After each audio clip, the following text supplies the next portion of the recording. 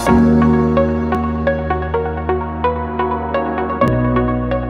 very good day to you and welcome to the Game Changer program, proudly brought to you by the Forum for African Women Zimbabwe.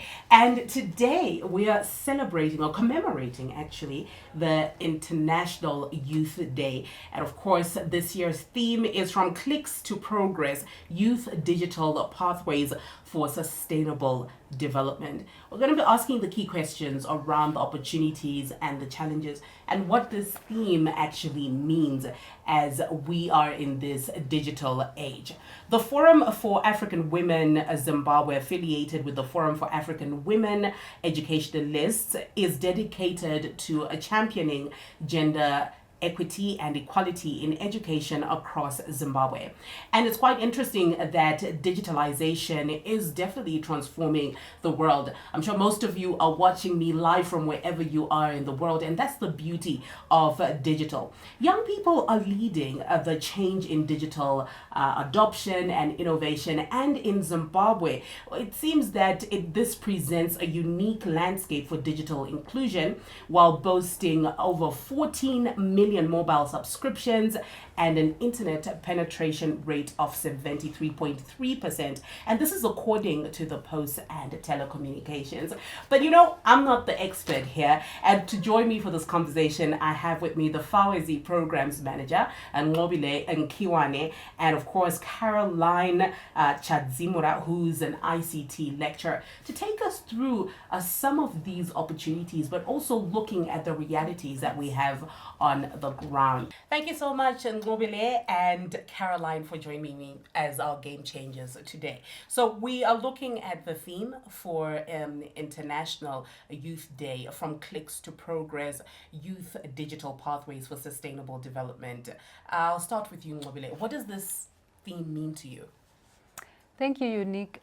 So this theme, basically for us as FAWEZI, it brings to light the fact that technology is not just about clicking, it's not just about having gadgets, it's not about just being online, but it's about making those clicks count. Right. It's for us having the youth being able to use, be it an electrical gadget, be it a platform, to be able to come up with solutions for sustainable development in the future.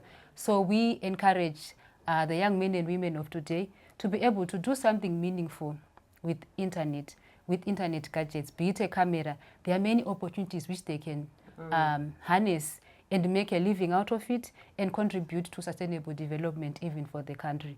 So it's really about what can the youth do in terms of harnessing ICT to make a meaningful contribution. That's fantastic. Thank you so much, Ngobile. And Caroline, you being passionate about education, this theme leading to digital pathways for sustainable development. What are your thoughts about this year's theme? Oh, this year's theme is something which is very, very interesting, right? There are so many things that we can do from the education side, but with this digital era that we have, we are just digging from the digital bucket, and we can't do without the digital skills. So we are saying to the youth out there are so many opportunities that you can enhance, that you can venture into with the use of these digital skills that we have. So besides just doing some ordinary clicks, there are so many opportunities, the techno-entrepreneurship, the globalization, collaboration, which is global. So to the young ladies, to the girls, to the youth out there, we are in the 21st century. The in thing is the digital. We need these skills every day.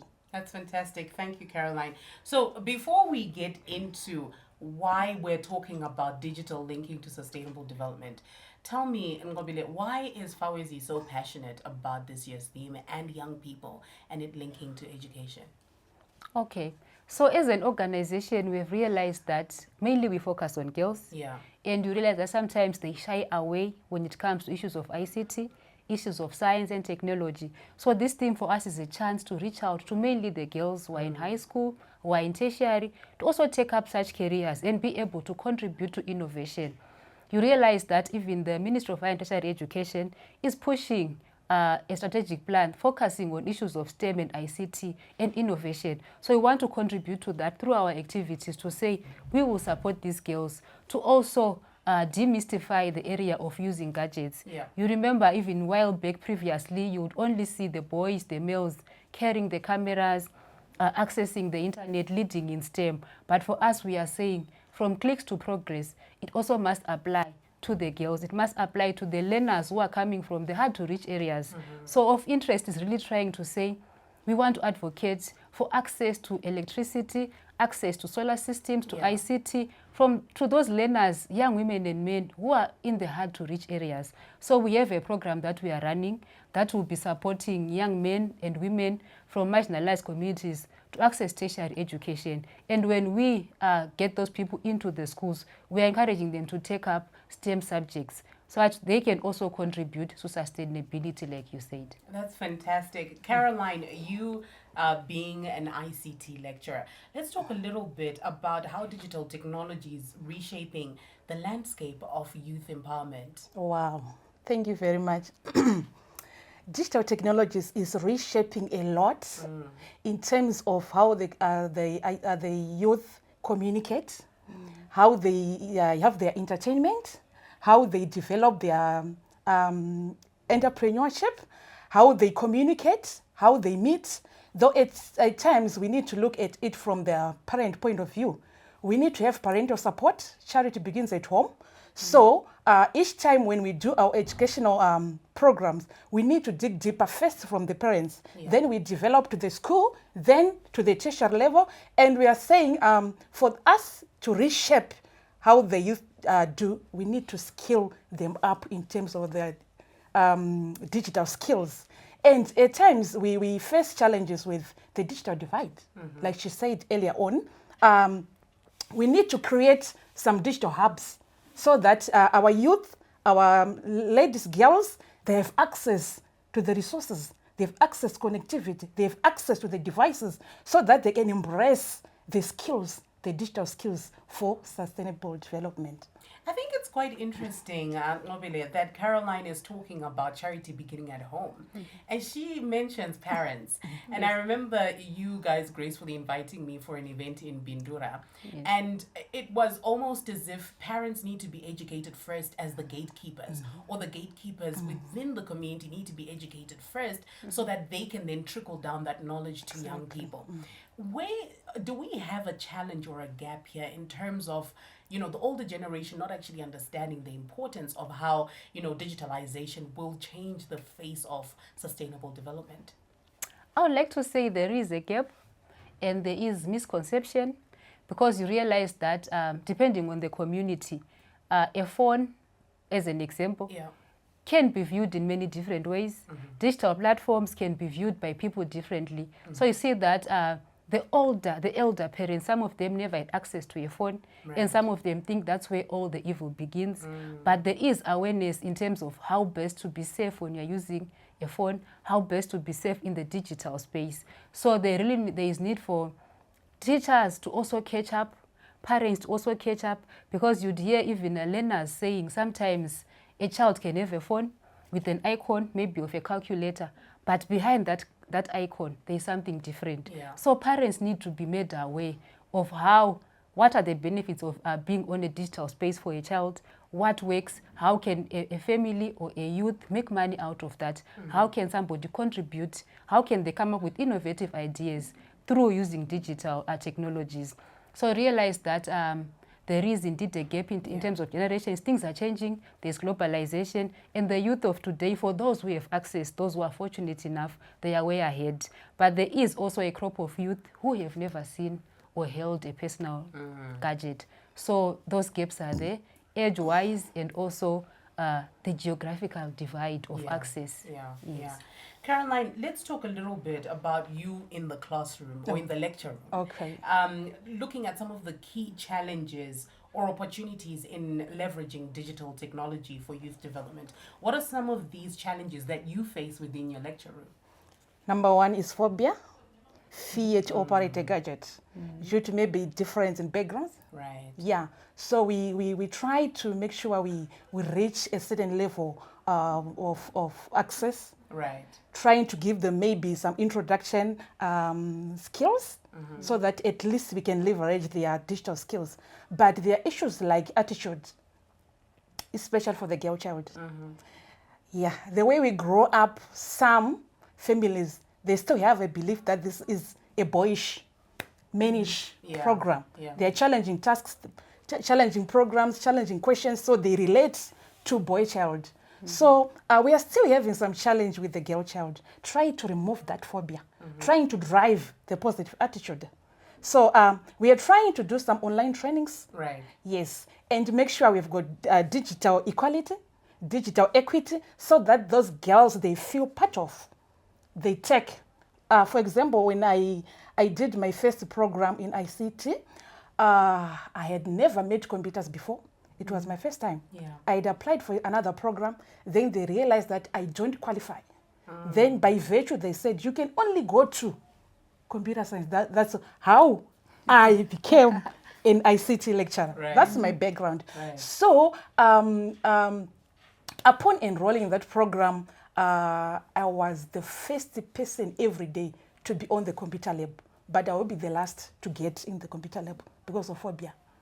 I didn't have exposure whatsoever from my background. Yeah. So it took me time, but I would like to appreciate my lecturer.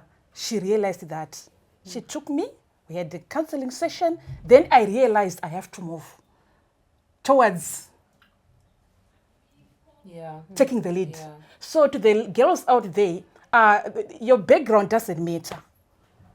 What you have doesn't matter. It's your attitude that should drive you to having these digital skills, using them and having the know-how.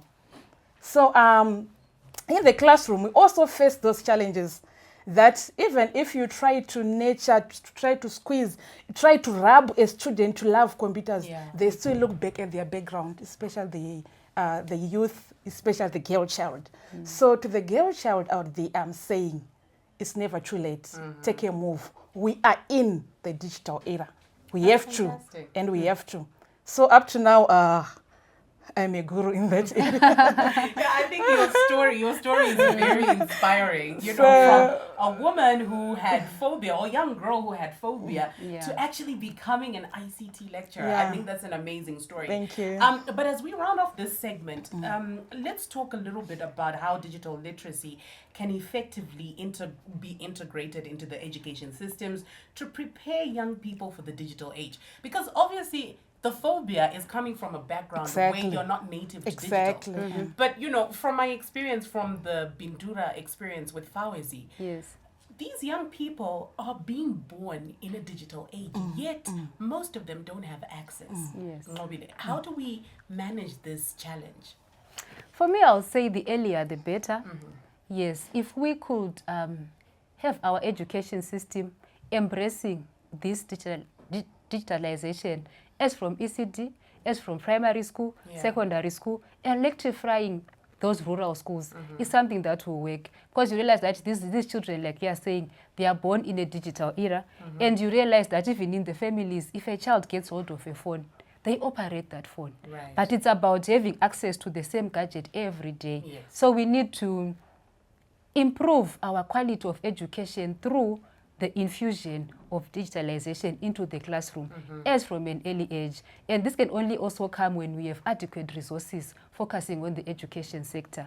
So yes, the earlier, the better. When a child grows, knowing that this is a laptop, this is a mouse. When they get to tertiary, it's easy to pick a career under the digital aspect. As Ngobile is saying, the earlier, the better. And Caroline, what are your last words in this segment? Okay. Inclusivity in terms of digitalization, representation of those students who need access, who need a hand. For example, the visually impaired. Do we have the software to cater for them? Are we including everyone? Or we are just saying digital skills, yet we are leaving a group behind? So curriculum development, the inclusion of digital skills into the curriculum. The online trainings for the teachers themselves, the classroom managers, they need to be equipped so that they remove that phobia. They do have the phobia, by the way. Some of them, they realize they use this technology by virtue of being in the classroom. Right. So they still need that gap. They trained well before the inclusion of these digital skills. So they need to embrace, they need to skill up. So that when they deliver, they enhance, they use the digital skills in the teaching and learning. So the students that we have, they are coming from the diverse environments. So we need to have an inclusive curriculum which calls for the use of the digital. We need to have equity, equality, so that we leave no one behind. Yeah. We should be drinking in the digital bucket as a nation. We don't need to leave anyone behind in terms of digital. Like we used to do during the COVID era. We conquered COVID. Why? We were having media singing songs, awareness. So we advocate that we should do the digital mainstreaming, whereby we are singing, we are talking, we are dressing, we are eating digitals, so that it becomes the talk of the day. So it's our duty as girls, it's our duty as youth there, that we appreciate technology when we are in it. Right. We can't just talk of digital technologies, digital innovation, yet we are just staring at it. How do we get into there? Let's get trained so that we have the grasp. We are in it. So even the lecturers, the teachers, the classroom practitioners, we don't just implement, we start from the inner man, from within. Thank you very much. Leaving no one behind as we continue our conversation as we're commemorating the International Youth Day. From clicks to progress, youth digital pathways for sustainable development. On this first segment, I had Nobile Nkiwane from Fawezi, who's the program's manager, and Caroline Chadzimura, who is an ICT lecturer, a girl who had phobia, and now she's a lecturer. Quite an inspiring story. But stay with us after the short break. We'll continue this conversation as we ask the key question: what role does digital technology play in bringing or bridging the gap between rural and urban youth? We'll be right back. Hey everybody, my name is Taf and I am your host every Tuesday at 2 p.m. for Mental Health Watch Show, where we discuss everything mental health. And you know what? We make it so simple. We break down the big terms and make it palatable for you and I to understand, and so as much as to reduce the stigma. So do join us every Tuesday at 2 p.m. You know the place to be. It's Mental Health Watch on Heart and Soul. Welcome back to the Game Changer program, proudly brought to you by the Forum for African Women Zimbabwe. And of course, today we're commemorating the International Youth Day, focusing on the theme from clicks to progress, youth digital pathways for sustainable development. Just before the break, we were talking a little bit about what this year's theme means to Nobile and of course Caroline, but also looking at some of the challenges within our homes and within the work environment and the learning environment for the young woman to be able to progress within these digital spaces. Well, right now with me, I have the Fawezi alumni chairperson, Wendy Muzite, and Dion Kaduru, who is the Junior Systems Release Analyst. I was just telling her off the record that I don't even know what that is. Like, but I'm very proud to have, a young woman who's a Junior System Release Analyst, and she'll explain a little bit what that is. Welcome, ladies. How are you today? Very good, thank you. That's Very fantastic. Good. So first of all, what is a Junior Systems Release Analyst? Okay, so I work in a financial institution, and as you know, through the digital age, we have lots of products that are coming in, lots of digital products that are coming in, and you need somebody who's going to manage those products in the live production rather than after the developers have developed the product. That's interesting. That's interesting. Go girl. Yes. Okay, so let's talk a little bit about what role digital technology plays in bridging the gap between rural and urban youth. And I'll throw this question first to Wendy to talk a little bit about some of the challenges.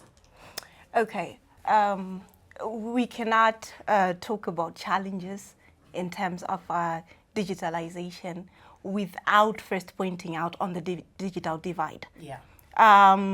We've come to notice that majority of the youth who are in the urban to peri-urban settings are mostly the ones who are mainly benefiting from digitalization and everything that it comes along with. But when it comes to majority of the youth who are deep into the rural areas, they are missing out on a lot of that. So that is our major challenge on the digital divide. And then in terms of technology, we have so many institutions and so many schools that are in the urban areas, but also within the rural settings, they do not have the same facilities. So which means now they're missing out on what they should be benefiting on. They do not have access to electricity. They do not have access to laptops, access to even basic computers. Yeah. So now this becomes a challenge, because when you don't have a majority of something that can be adding value to what you're supposed to be doing, it means now in terms of the skills, they become, very few. You can't even be, using them in ways you're supposed to be using them. Yeah. So we have digital divide, and then the skills now, that becomes a challenge. Yeah. It's quite interesting, Dion, that going back to the theme, we're focusing on digital pathways for sustainable development, and I've been pondering on, how can digital play a key role in sustainable development? Let's talk a little bit about, for example, some of the challenges, real-time challenges we're facing right now, such as climate change, poverty, and inequality. How can digital innovation contribute to address some of these challenges? All right, thank you for that one. It's something that I'm actually very passionate about, because you realize that in first world countries, they are making they're making ways for people who bring solutions and innovations to solve those problems. Yeah. They're giving a platform for them to thrive and to succeed and to get mentorship and assistance for the products that they're bringing in. Yeah. But then you'll find that in third world countries, and particularly in Zimbabwe, it's a bit more of a challenge to get the funding and to get the support that you need in terms of providing the solutions to innovations that some people may have. So it's also a matter of looking at the potential that's within the youths, looking at the solutions that they're bringing in, and providing the support and the mentorship and the funding so that those solutions can come in and be used in the real world. That's interesting, using digital to actually address Yes. the challenges. And we have, Wendy, a serious challenge in terms of the third world countries, as Dion is saying, that when young people are not getting as much support within the digital sector to actually be able to flourish. Where's the challenge there? Okay, like I mentioned before, we have unequal access Right. in terms of digitalization. That is our major challenge. So at the end of the day, in terms of the skills, in terms of engagement, we end up being shortchanged as young people. And then that again as a challenge, we have the access in terms of digital technology. Yeah. And then there comes another major challenge as young people. We then are, cyberbullied. We come across all types of cyber risk in terms of that. So it brings about that fear factor again. Yeah. Yes, I want to be, in as much as I can be skilled in terms of digital technology, in terms of everything that I need to be empowered of on e-learning, on e-platforms and everything. But then the risks that are coming with that now can make me take a step back. I think that's something that we also need to look at and address. Talking about cyberbullying, and we've been talking about digital etiquette. How ladies are taught etiquette, like how do you sit, how do you hold your handbag and all of that. But it seems as if, as you said, there's a missing link between how people, yes, can have access to all these digital platforms, but how do you carefully use these platforms so that, you don't get bullied or, you don't get in trouble. Dion, let's talk about some of the ethical implications. Yes, we have access to all these amazing platforms. We can now work online for a country, that's 5,000 miles away and all of that. But looking at some of the ethical implications of using digital technology, how can we manage these ethical implications, especially looking at sustainable development? Okay. Looking at sustainable development and also looking at our youth, because you'll notice that what happens is that a lot of them are then then fall victim through the digital space, because they do not know some of the rules, they do not know some of the implications of the things that they're posting online. So you'll find that we need to be aware and to educate the youth that in as much as this year's theme is from clicks to progress, those clicks need to count, because it's not everybody who's online whose intentions are pure, and it's not everybody who's there who wants the best for you. So first of all, you need to make sure that you take note of the content that you're posting online. You take note of the people you're engaging with online, and also that you're aware of the impact that you're making with other people as you relate with them online. Yes. I think that's very, very important. And of course, looking at sustainable development, you need to be looking at what sort of contribution you're making in this world to, sustainably develop through digital platforms. Lastly, let's talk a little bit about strategies that FAWEZI has been using as a FAWEZI alumni to enhance digital inclusion, especially for young women in low-income communities. Okay, the FAWEZI alumni operate under certain areas. So these areas mainly are professional development, we have mentorship, we have volunteering, we have giving back, and we have resource mobilization. So we have young women and men who benefited from the interventions of FAWEZI, who are now coming back. And some of these young men and women are not in Zimbabwe. They are all over. And sometimes we're talking about the alumni that is not only in Zimbabwe, but even the regional alumni. So which means now in terms of our efforts in advocacy, they are trying now to advocate for young people to have access to digital resources in schools. They are advocating for access to, e-tools online.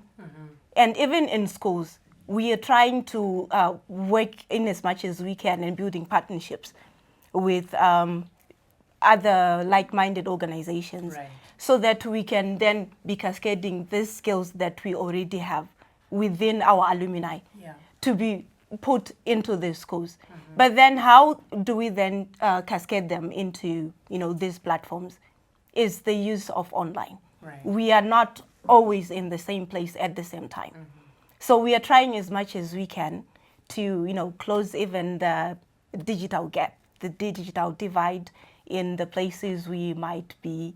So in terms of us as our work as alumni, we are mainly onto the mentorship programs in terms of digital, in terms of technology, in terms of online learning. Right now, students can, if you noticed, when students write their exams, they can access them through portals. So it's something that we are trying to do as the alumni, trying to mentor people into knowing how to access these platforms. Because sometimes I can be knowing that those platforms are there, but I do not know how to use them. So that is where we are coming in as the alumni now. That's trying fantastic. To help as much as we can, giving our skills, to those that will need them. That's great. Dion, as a young woman already in the digital space, what are some of the strategies that, young women or institutions such as FAWEZI can actually use to enhance digital inclusion? All right, thank you for that one. I think starting off this show, having this segment in the first place is one step in the positive direction. So having more of these, I think we need to demystify tech, or rather we need to demystify moving into digital solutions as something that is impossible or hard or needing too much of an effort. Because what we first need to do is to show the youth that it's something that they can achieve.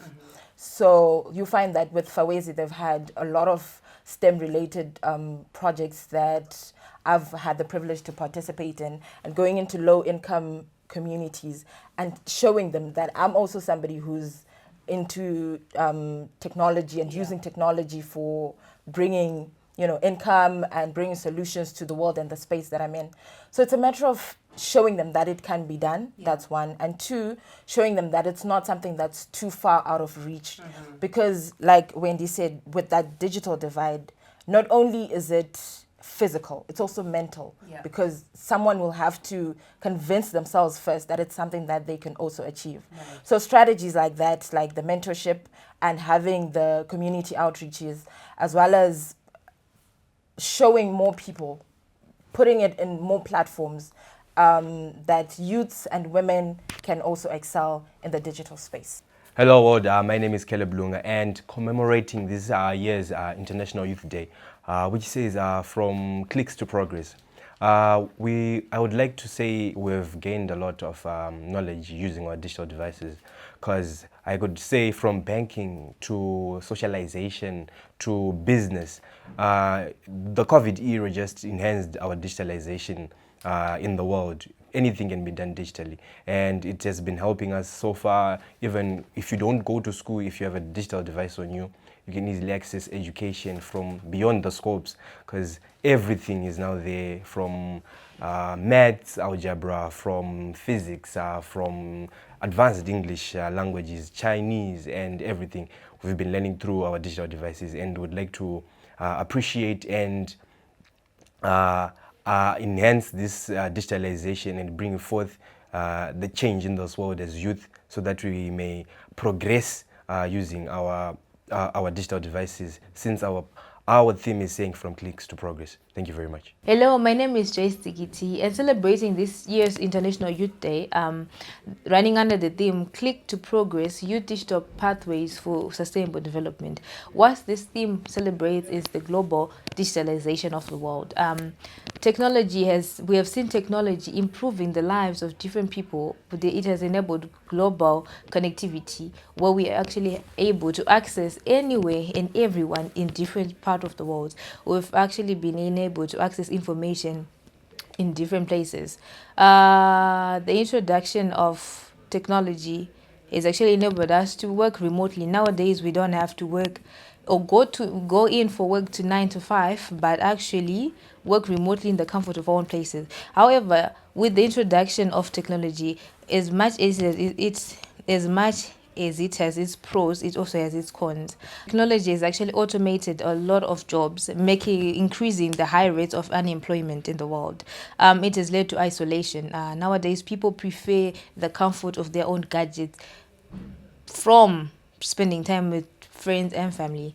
We've also seen over-dependence on technology. Nowadays, people don't really focus on their skill set or what they can offer, but nowadays they just prefer using artificial intelligence to do most of their works and most of their jobs for them. As a youth, I've benefited quite remarkably from the digital spaces. I am now able to occupy spaces which were only enshrined to a certain group of people, like the clergy, those who are rich, and all kinds of other people who were privileged in life.